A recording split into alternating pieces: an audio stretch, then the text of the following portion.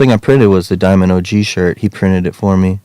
And then and then I got some hats made, just embroidered on some blank hats, and he printed sweatshirts for me, and I started selling them to FTC skate shop in San Francisco, and I started giving all the shirts to all my friends that were pro skaters, and then from there they were like, right away some skate videos came out with my homies wearing them that were like popular skaters at the time, and people just started asking about it. And then my first, I was selling to FTC, and I think after FTC, my second store that I sold to was Supreme in New York. So so how the fuck did you get into Supreme? Because I knew all of them. Yeah. Yeah, because I used to hang out with all the OG Supreme dudes before Supreme was even Supreme. Before Supreme existed, I was always coming down here, and they were coming up to San Francisco, Harold Hunter and Justin Pierce and Jeff Pang, and me and Jeff Pang actually ended up being roommates in San Francisco for a while, around the time that Supreme first started, in '94. So Supreme was the second store, and then I got distribution in Japan through FTC skate shop. He knew some dudes in Japan, so really I only sold to those two stores, and I think this other skate shop back then in Oakland. But other than that was it. And then I had this distributor in Japan, and I was just literally my whole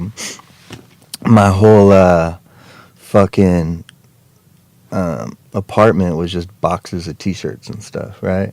And I still didn't have these bolts. All I was selling was t-shirts at the time because I couldn't get my special bolt made. It just wasn't working, so I ended up making them. I put out one run of those bolts, but then people weren't that hyped on them, but the t-shirts were doing so good. Everyone loved the logo, and I kept like designing t-shirts. My friend kind of showed me how to start designing on the computer, so I basically just self-taught myself how to design t-shirt graphics. And I just kept making t-shirt graphics, and everyone was loving them, like, luckily. And I started just making regular skateboard bolts like everyone else had. Yeah, I had to put out something, right? So I was like, fuck, I'm just going to make the regular bolts like I could have did from the beginning. But that's how it all started, man. So that's what I was doing, and then I was doing it for 2 years by myself in my apartment. And then my boy Mike Carroll in L.A. hit me up. He owns Girl Skateboards, and he was like, we want to distribute Diamond. Would you come to L.A.? And I was like, fuck yeah.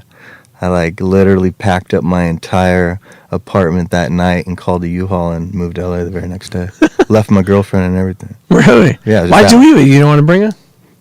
She ended up coming later. Oh, okay. Yeah. That didn't work out or anything, but I moved her out there after, but yeah, I like broke out. I was like, fuck that, I'm going to LA. I got distribution. I'm going to fucking blow up, right? Like, this is going to be like a real skate brand now. Because, doing it out of my apartment, I was like, whatever.